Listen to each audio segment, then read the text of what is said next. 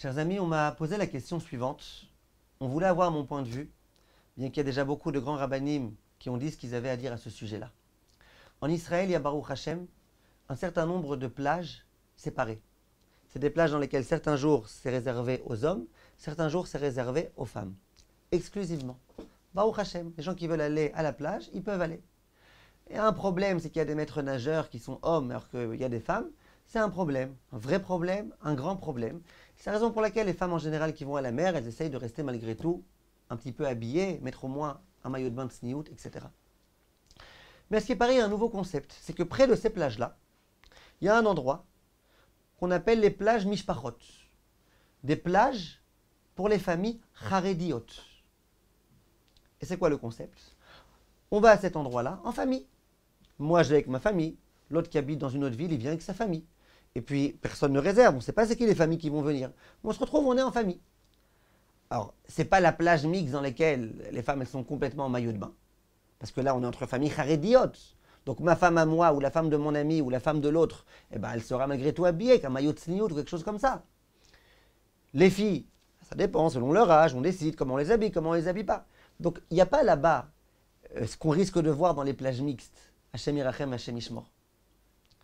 Ce qu'on a à gagner donc, c'est que je peux être à la plage avec ma famille, avec ma femme et mes enfants, et je ne suis pas trop dérangé, parce que les autres familles qui viennent, elles aussi, c'est des familles très religieuses, donc ça va. Qu'est-ce qu'il y a à voir? Qu'est-ce qu'on risque de voir? Ça va.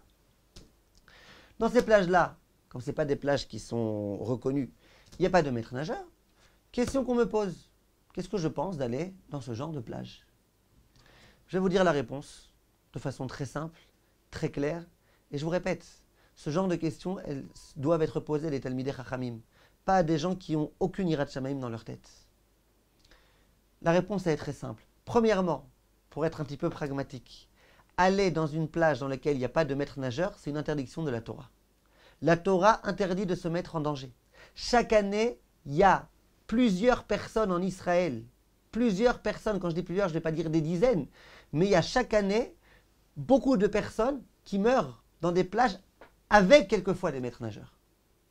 Et sans maître nageur dans le Kinneret et compagnie, il y en a chaque année. Chaque année, il y a des jeunes qui vont, qui se promènent, on ne les retrouve plus. On fait des recherches, 3-4 jours on recherche avec tout type de sous-marins, etc. Et puis on les retrouve morts. C'est extrêmement dangereux d'aller se baigner là où il n'y a pas de maître nageur. Le Rav Ovadia est posé que quelqu'un qui va nager, même avec un maître nageur, quand il, Baruch Hashem, ressort de la mer et qu'il est Baruch Hashem en bonne santé, etc., il doit faire la bracha du Gomel. C'est un grand chidouche, pas tout le monde est d'accord avec lui, mais en tout cas, comprenez ce qui se passe ici. Sans maître nageur, c'est un véritable danger. Est-ce que c'est permis de se mettre en danger? Non, c'est interdit. C'est une interdiction de la Torah? Oui, interdiction de la Torah. Il faut être un grand chacham pour comprendre ça? Non, il suffit même d'être un idiot pour comprendre ça, a fortiori quand on est chacham. Sur le plan de la tsniout, en envisageant qu'on mette là-bas un maître nageur, sur le plan de la tsniout, c'est vraiment ça l'esprit de la Torah.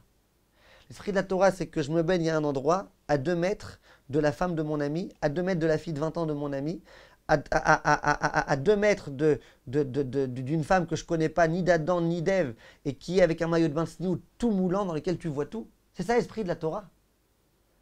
À la plage, c'est une atmosphère dans laquelle on se détend, dans laquelle on s'amuse, on rigole.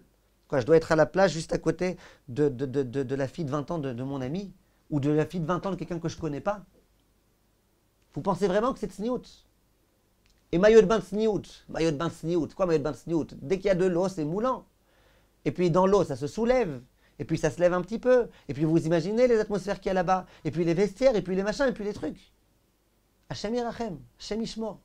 Le pire, c'est quoi? C'est qu'on appelle ça des plages de famille charédiotes.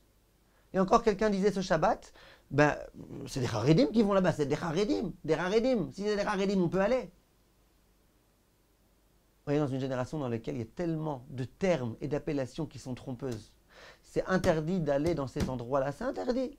Si tu es religieux, eh ben, tu vas là où tu peux aller, pas là où tu ne peux pas aller. Quand tu veux passer des bonnes vacances avec ta femme, va louer un tzimmer avec piscine, une piscine qui est pour la famille, une piscine qui est réservée, vous avez vos horaires, vous êtes en famille, et puis voilà. Mais pas aller dans ce genre d'endroits qui sont complètement pas cachers pour toutes les raisons que je viens d'évoquer. Kol tov, mes chers amis, et à bientôt.